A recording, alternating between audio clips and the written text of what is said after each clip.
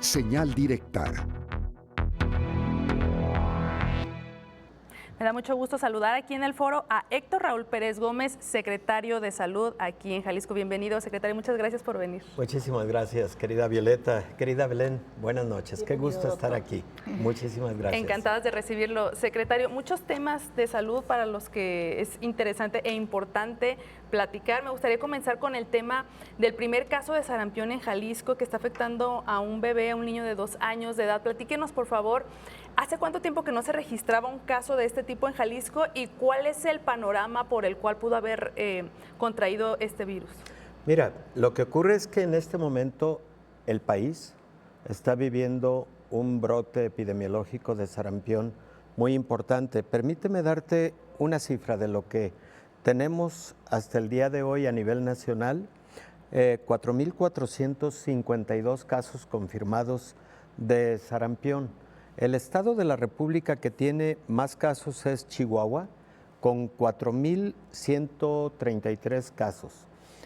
Jalisco se había mantenido libre de sarampión durante todo el año y hace aproximadamente 3 o 4 días nos informan sobre este pequeño, 2 años de edad con 8 meses, que en el municipio de Zapopan empezó a tener sintomatología, se le realizan exámenes de laboratorio. ¿Cuáles son los síntomas, doctor? Particularmente fiebre, aparición de un rash cutáneo, una erupción cutánea. Los médicos le llamamos centrífuga porque aparece primero en el tronco y luego se extiende a las extremidades. Así es. Después de esto puede aparecer algo que conocemos como coriza, que es algo parecido a una conjuntivitis, y las lesiones de la piel se replican en el interior de la boca, en la mucosa bucal, a lo cual le conocemos con el nombre de enantema. Y después de esto, el niño habitualmente empieza a tener la fase de convalecencia con recuperación, habitualmente completa recuperación. Lo que sí es que existen casos que se complican. Por ejemplo, en esta casuística que te acabo de comentar de nuestro país, han ocurrido 18 defunciones a lo largo del 2025, 17 de las cuales han ocurrido en el estado de Chihuahua y una más en el estado de Sonora. Es decir, sí llegan a ocurrir fallecimientos por sarampión, una proporción muy baja, pero llegan a ocurrir. Entonces, primer conclusión, sí tenemos un primer caso de sarampión. Respecto a cuánto hace que Jalisco no tenía sarampión, te diría que por lo menos hace 6 años no teníamos ningún caso de sarampión, pero estamos en medio de un brote epidemiológico. Además, no solo está afectando al país como México, está afectando también a Estados Unidos, está afectando a Canadá, y la hipótesis es que los grupos antivacunas están contribuyendo de alguna manera a que se presente este nuevo brote de sarampión. Pues diría a nivel mundial, también algunos países de Europa lo están padeciendo. En este momento nosotros estamos concentrados primero en los protocolos, la estrategia para contener esta situación y evitar que se presenten casos adicionales, pero segundo también, y sobre todo, y es lo más importante, en lograr una cobertura de vacunación que nos permita pues que este primer caso, digamos, ahí quede, contener la situación y que no tengamos casos adicionales. ¿Se está entonces reforzando la vacunación, doctor? Sí. ¿Y cuál es la cobertura actual? ¿Y si hay también suficiencia para que las personas puedan saber a dónde pueden ir por estas vacunas? Este biológico. Prácticamente todos los centros de salud, prácticamente todos los hospitales del sector salud tienen vacuna contra sarampión. La vacuna contra sarampión se encuentra en la modalidad de una triple viral, que es la vacuna que protege contra sarampión, rubiola y paperas. Esta triple viral se aplica a los 12 meses de vida y se aplica un refuerzo a los 18 meses de vida, es decir, al año y medio. pudo haber ocurrido que un niño no se vacunara en ese periodo de tiempo, en esa edad temprana de la vida, pero si se trata de un adolescente en donde sabemos que no hubo el antecedente de vacunación, se puede vacunar, pero utilizando ahora no la triple viral, sino la doble viral, que contiene nada más protección contra sarampión y rubiola. ¿Jalisco tiene vacuna? Sí, sí tenemos vacuna, tenemos por lo menos alrededor de 50,000 dosis que nos permite brindar una buena cobertura. Hace aproximadamente 2 meses tuvimos la Semana Nacional de Vacunación, en donde Jalisco logramos la meta de manera oportuna y particularmente la vacuna que más se aplicó fue precisamente esta vacuna, la triple viral. Si me preguntaran como qué porcentaje de cobertura tenemos en este momento, yo diría que alrededor de 90% de cobertura. Es muy bueno. Lo ideal para cualquier biológico, y sobre todo los biológicos que son de tipo universal, es que estemos por arriba del 93%. Realmente los países que tienen mejores coberturas de vacunación tienen por arriba del 90%. Queremos llegar a 95%, sí, y de ahí pues la importancia de que la población tenga bien en cuenta todas las vacunas que son parte del esquema universal, que tengamos a la mano siempre nuestra cartilla de vacunación, la vacuna de nuestros hijos, y de esa manera podamos completar los esquemas, empatarnos en los esquemas cuando no se ha tenido oportunamente alguno de los biológicos. Claro. Otro caso que también alertó, doctor, recientemente fue el de un paciente que se contagió de rabia aquí en Tonila y que posteriormente fue a atenderse al estado de Colima, donde lamentablemente falleció. Usted comentaba que aquí la situación fue que esta persona, por alguna situación que desconocemos, tardó bastante en atenderse. Sin embargo, pues ya un fallecimiento por rabia, por un contagio, de hecho por un animal doméstico, al parecer fue un becerro que fue el vector. Pues también enciende las alarmas en la población y sobre todo quisiera que nos contara más sobre este caso y también qué han investigado en cuanto a hacer una especie de contención epidemiológica en la zona donde estaba este becerro. Hicimos esa contención epidemiológica. Efectivamente fue un becerro que probablemente representó el vector transmisor de la enfermedad. Este becerro pudo haber sido atacado por un murciélago, es nuestra hipótesis, porque es lo que en la actualidad habitualmente ocurre a nivel mundial.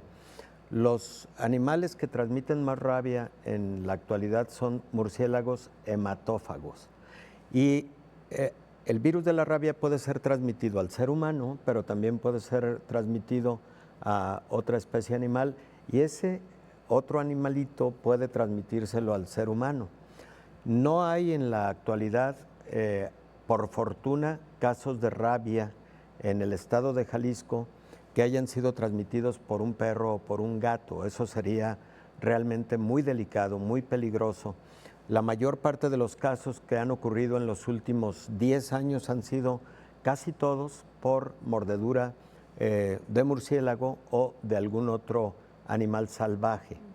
Y esto lo debemos a que se vacunan perros y gatos a través de campañas de vacunación que son exitosas. Nosotros en este momento traemos una buena cobertura de vacunación antirrábica contra perros y contra gatos, de tal manera que no esperamos de ninguna manera que vaya a ocurrir un caso similar, pero por este tipo de especies animales. Ahora, ¿qué hicimos con respecto a lo que ocurrió? Efectivamente, de forma conjunta, Senacica y de forma conjunta, Zagarpa participan con nosotros para generar un cerco de vacunación a los bovinos, porque el bovino que atacó a este hombre de 68 años de edad, tenía el señor fallecido, era parte del ganado propio. Entonces se tuvo la posibilidad de generar una buena contención. ¿Qué es lo que una persona debe hacer cuando es atacada por un animal? Tiene que acudir inmediatamente. Si, por ejemplo, se trata de un perrito o de un gato, un animal doméstico que tienes a la vista y que puedes vigilar, bueno, eso te da la oportunidad de que a través de la vigilancia tomes luego decisiones con el ser humano que ha sido atacado. Pero ¿qué ocurre cuando se trata de un animal salvaje que se fue? Ahí lo que tienes que hacer obligadamente es proteger a este ser humano que fue atacado, mordido, etcétera, con dos tipos de biológico. Uno de ellos se conoce como gamma-globulina hiperinmune y el otro de ellos es una vacuna que empieza a actuar muy rápidamente para que este ser humano genere anticuerpos contra el virus y es altamente eficaz este mecanismo de protección. ¿Qué es lo que ocurrió con este señor, efectivamente de Tonila? Que se tardó mucho tiempo, se tardó aproximadamente 2 meses y medio en acudir a recibir atención y cuando acudió a recibir atención ya tenía sintomatología de rabia. Ya muy avanzado. Ya, sí, es que cuando empieza a presentarse la sintomatología, ya lamentablemente es muy difícil contener el cuadro clínico y lamentablemente la letalidad por rabia. Este es el virus que causa una letalidad más alta de todos los que generan enfermedad en el ser humano, 99.5% de ese nivel. Entonces, doctor, ya se, digamos, descartó más riesgo en esa zona de Tonila. Sí, definitivamente. Para tranquilidad, digamos, definitivamente. Vacunamos a la familia de forma inmediata, 6 integrantes de la familia, e hicimos contención con el ganado bovino. Doctor, regresando al tema del sarampión, algo Sí. que ha preocupado mucho a la población, al menos nos lo han hecho saber a través de mensajes, es qué hacer ante este nuevo brote, al menos aquí en Jalisco. Si no se tiene la certeza que se fue vacunado, que recibieron la vacuna en la edad que usted ya refería, ¿qué sugiere, qué recomienda, sobre todo para los adultos? Bueno, particularmente cuando se tiene, por ejemplo, entre 12 años de edad y 19 años de edad, se puede vacunar utilizando doble viral, la que tiene sarampión y rubiola, la que protege contra sarampión y rubiola. Cuando se tiene menos de esa edad, se puede utilizar la triple viral, como si se tratara del niño que tiene un año de edad. Ahora, cuando no se tiene esa certeza y, por ejemplo, ocurre un caso de sarampión en esa comunidad, los protocolos marcan lo siguiente. Primero, tienes que identificar a través de un cerco sanitario a toda la gente que estuvo en contacto con el caso y tienes que vacunar. A esto se conoce como vacunación indiscriminada con el propósito de brindar la mayor protección a la población. Ese pequeño o la persona afectada tiene que ponerse en aislamiento porque esta es una enfermedad que se transmite por vía respiratoria y es de las que se transmiten con mayor eficiencia por vía respiratoria, más que el COVID, más que influenza, más que todas las enfermedades respiratorias. Es altamente transmisible el sarampión. ¿Gotas de saliva, doctor? Sí, sí, definitivamente gotitas de saliva o también aerosoles de las vías respiratorias son el mecanismo de transmisión. Y adicional a lo anterior, a la familia, definitivamente vacunación, casi independientemente del grupo de edad, casi independientemente, porque lógico son quienes han estado en mayor contacto. Aquí, ¿qué ocurrió? Por ejemplo, vacunamos a la población escolar que llegó a estar en contacto con este pequeño en su kinder. Se vacunó a toda la gente que estuvo en contacto, se vacunó a su familia y el día de hoy estábamos vacunando a personas de El Coto, en donde este pequeño vive. Existe una regla de a qué, digamos, diámetro estableces el cerco epidemiológico.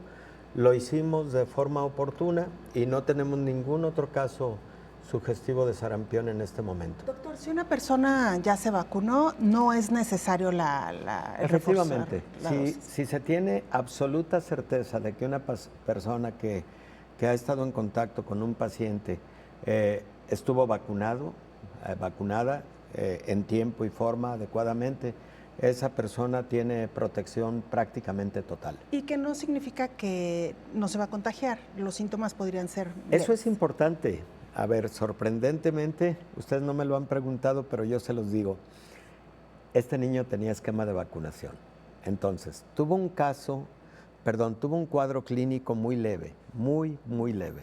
Gracias a la vacunación. Gracias a la vacunación. Pero los exámenes de laboratorio evidenciaron que se trataba de sarampión. Entonces, ¿qué beneficio tenemos con la vacuna? De que el caso puede ser un caso muy leve, pero que además el riesgo de transmisión de la enfermedad es mucho menor que cuando ocurre en una persona que no tuvo vacunación o en una persona que tiene un cuadro clínico más severo, efectivamente. Como el COVID, ¿no? Como en el COVID, claro, los casos que generaban mayor transmisión de la enfermedad eran los casos más severos, los casos más graves. Los casos leves sí llegaban a causar transmisión, pero en una proporción mucho menor. Claro. Doctor, pues muchísimas gracias. Se nos termina el tiempo, pero le agradecemos mucho por esta información tan vasta y rica que nos proporciona el día de hoy. Buenas noches. Revisen su cartilla de vacunación, la de sus niños, por supuesto, y acudan oportunamente. Tenemos biológico y qué mejor que estar perfectamente protegidos. Gran llamado a vacunarse, doctor. Muchísimas gracias. Gracias, Violeta. Héctor Raúl, Belén, gracias. Héctor Raúl Pérez Gómez, secretario de Salud. Hacemos una pausa y regresamos con más información.